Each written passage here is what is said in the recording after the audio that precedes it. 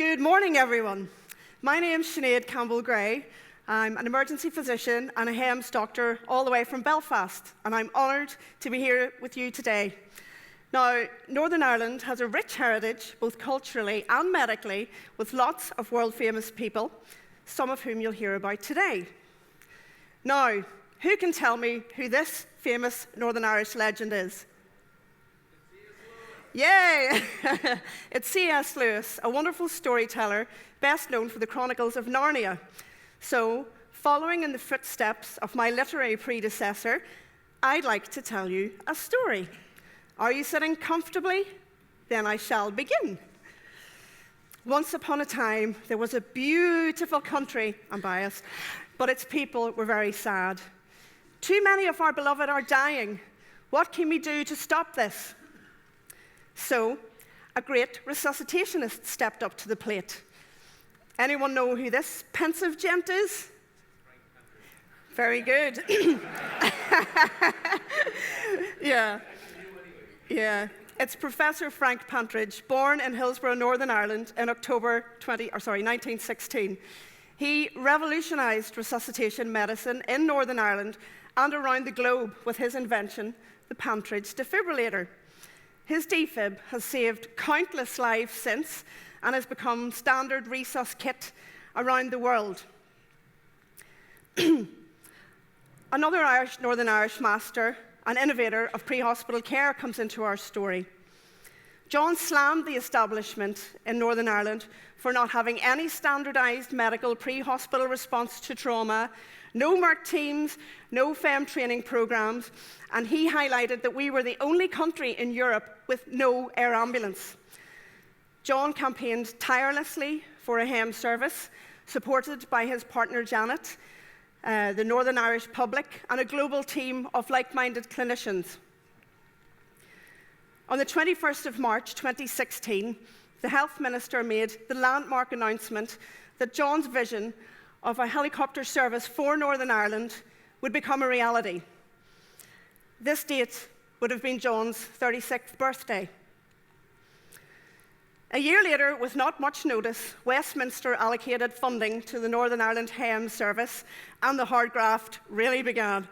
We were faced with an empty, echoing hangar, an empty shell of an office, and an empty, stripped-out heli frame.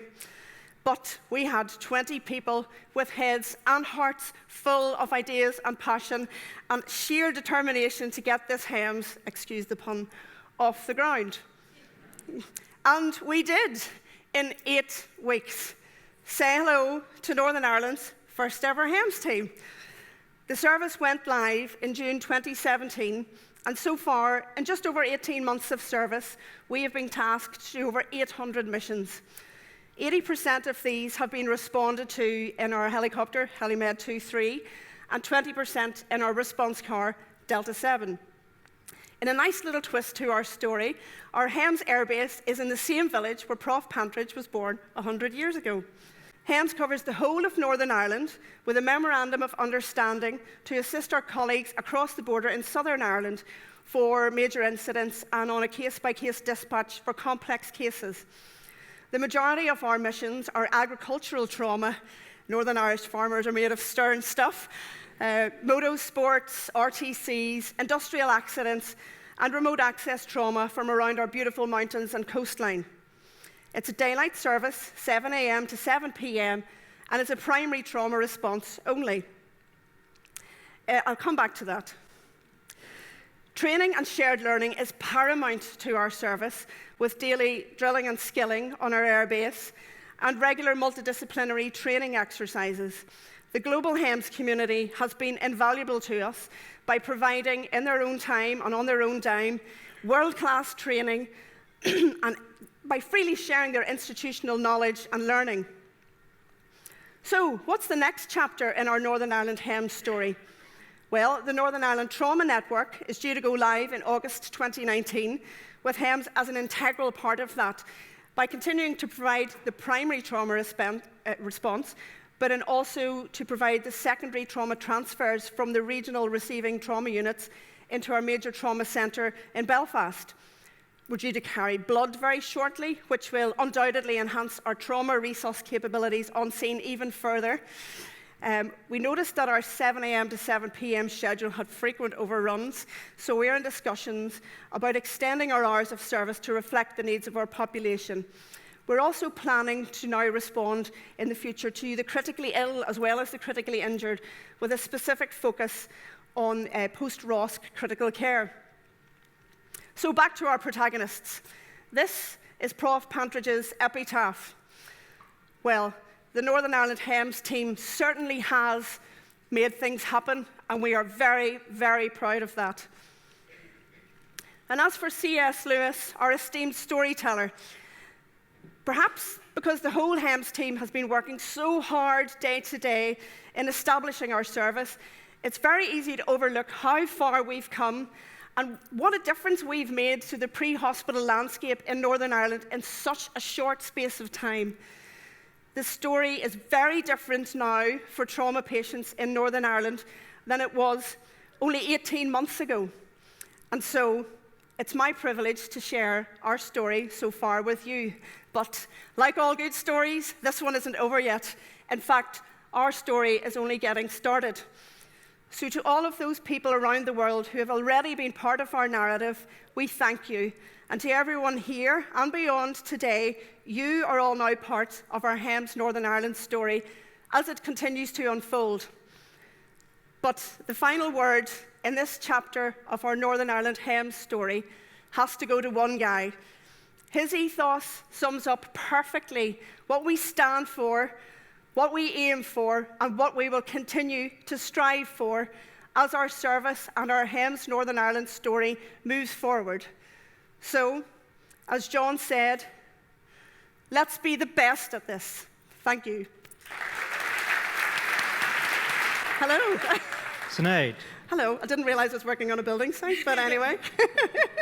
This is our PPE. Oh, sorry, Okay. sorry. We're just getting our cameramen ready. Yeah, it's quite fashionable in Belfast, but hey.